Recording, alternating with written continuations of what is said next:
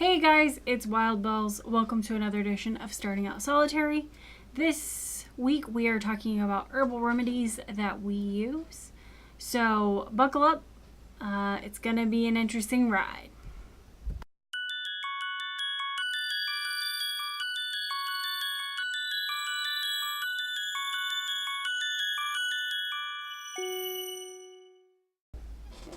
Okay, so I took notes, so if you see me looking down, that's what I'm doing.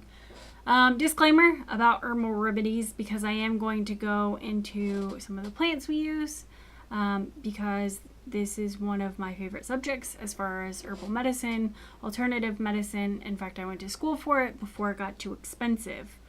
So, I'm going to define a few things real quickly.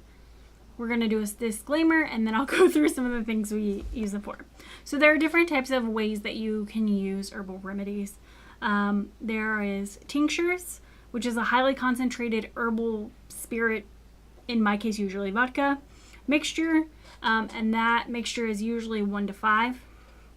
There's compress, which is a warm liquid applied generally to inflammation or wounds, using cheesecloth, usually in our house. There's poultices, which is a hot herbal mixture, which also has different types of herbs still in the cheesecloth. An infusion or a tea is a warm mixture that's steeped for 15 minutes. Infusions go bad after a few hours, so don't store them in the refrigerator and reheat them up. It's lost a lot of its herbal properties at that point. So there's that. Decoctions are, okay, so infusions are generally flowers, petals, flower petals, leaves, and the stem. Whereas the decoction is primarily like the harder stuff. So that's going to be like root barks that are chopped or cut, roots, or like a woodier stem base. Again, like infusions, those are used in hot settings, and they are only good for a few hours. They need to be tossed out after that. So, okay, now we're going to go into the disclaimer. Even though I am somewhat trained as an herbalist, do not pick random plants without being able to correctly identify them and use them. There are a lot of plants that look very similar to the untrained eye, or have similar folk names, and we're going to get into that in a little bit. If you go in to a shop and you ask for a folk named plant, things like Devil's Bend or Wolfsbane or things like that, be very, very careful, because sometimes plants that are in two very different families have the same or similar folk names. Okay, now that I have that disclosure out of the way, I am going to touch a little bit on essences and oils. We'll do oils because I'm going to talk about essences in a minute. As a general rule, I sparingly use essential oils. This is a personal preference because of the way that I practice. I feel like it's irresponsible of me to purchase a type of oil that has had thousands of pounds of that specific plant, usually cold pressed, to create vials of oil.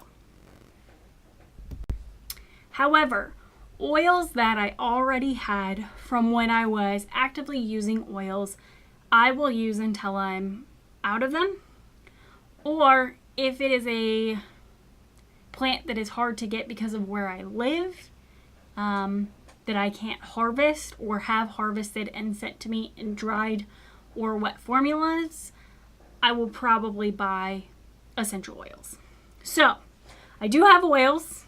However, I'm kind of phasing those out. So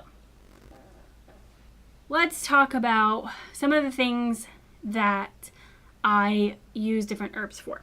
So, bruises and sprains. I use something called arnica or mountain arnica in the United States. This is one of those plants you should not use the folk name with. It has a folk name. I'm not going to tell you its folk name because the other plant who has the same folk name is extremely poisonous. And so this is one of those circumstances where you have to be extremely careful with what you're asking for if you are not well versed in herbs. Arnica is something that you're going to use specifically externally. So you're going to use a poultice and apply it to your skin. You're going to use a compress. You're not going to ingest it at all because if you get too much in your system at once, it is toxic. Something else that I use frequently in my house is comfrey, specifically comfrey teas. I'm a big believer in comfrey teas, which has multiple properties, but I use it for bruising, I use it for anxiety, I use it for a lot of things. St. John's wort is another thing that I use for tension, anxiety, all things related to that subject. Some other frequently used things in my household is witch hazel. I use that for an astringent, for a toner. We're going to kind of go a little bit out of medicinal. Well, it's still a herbal medicinal property, but it's more as a skin routine than anything else. However, after I had my daughter, I did use witch hazel for my incision site. So I definitely use that as well. Yarrow I use when my moon cycle gets extremely just out of control. I will use yarrow tea, or I will take a yarrow bath. That might just be a me thing as far as the bath goes, but I find it extremely comforting and relaxing, and it kind of just releases all those stressed muscles. I have insomnia, and so I use valerian quite frequently.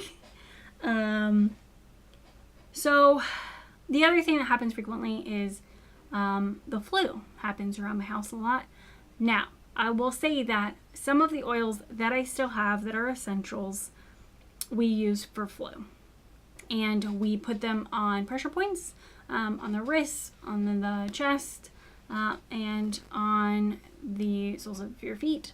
That's just where we put the application. There's a blessing that we use as well.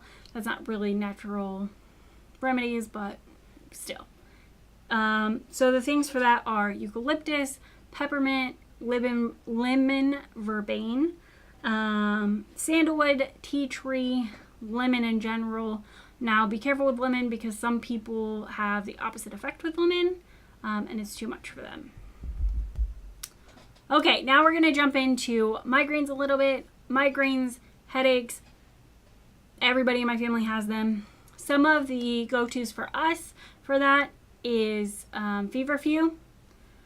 Again, valerian. Aspirin is derived from willow bark. So in extreme circumstances, we will use willow bark, but we'll generally go through the other ones first. The other thing that you can try is a tea of meadowsweet for a headache. So something else that happens, we live on a large plot of land, there's a lot of poison ivy. I have found that if you put Jimson weed, the oils that come off Jimson weed on poison ivy, it generally goes away faster than it would if I treated it with something else. Along that line, mosquito bites, we use comfrey or pennyroyal. Personally, I find that pennyroyal works better for me. Pneumonia or phlegm, kind of when you have a cold that's in your lungs, and you can generally tell when that is. Thyme is good, just generally eating thyme, using thyme. Echinacea is really good. Garlic. If you have a fever, elderflower is also really good for that. Dandruff, you can't tell, but I do have dandruff, and I use a rosemary chamomile concoction and apply it to my scalp, which helps with that a little bit. Heat rash, we use calendula. Acne, again, you can't really tell right now, but I do have acne. Chamomile, rosemary, echinacea, witch hazel. All of the things. Do not use them all at once. Please and thank you. Oh, dandelion. I forgot about dandelion. Dandelion is also very good. If you live in the United States, you have dandelion everywhere that grows as a weed. It's very, very beneficial. I could do a whole video on dandelion. That's a whole nother subject. So let's do nausea real quick.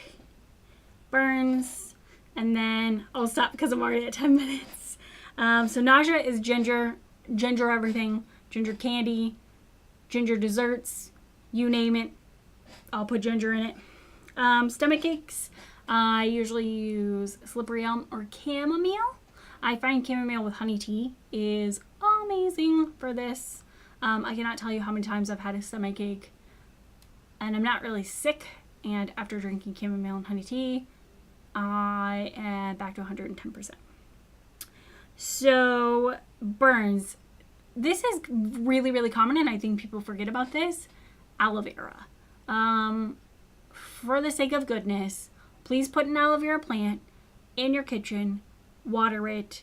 If you get burned, cut a little piece of it and put the gel on your finger. You could spend a ridiculous amount for it in a can, like in a jar or whatever at the store, or you could just spend like $3 to $5 and buy yourself an aloe vera plant. Do it. Okay. As you can tell, this is a subject I am very, very, very passionate about, and I could go on and on about this forever, but I'm gonna leave you guys, and I will talk to you next time when we dive into another fabulous topic here on Starting Out Solitary.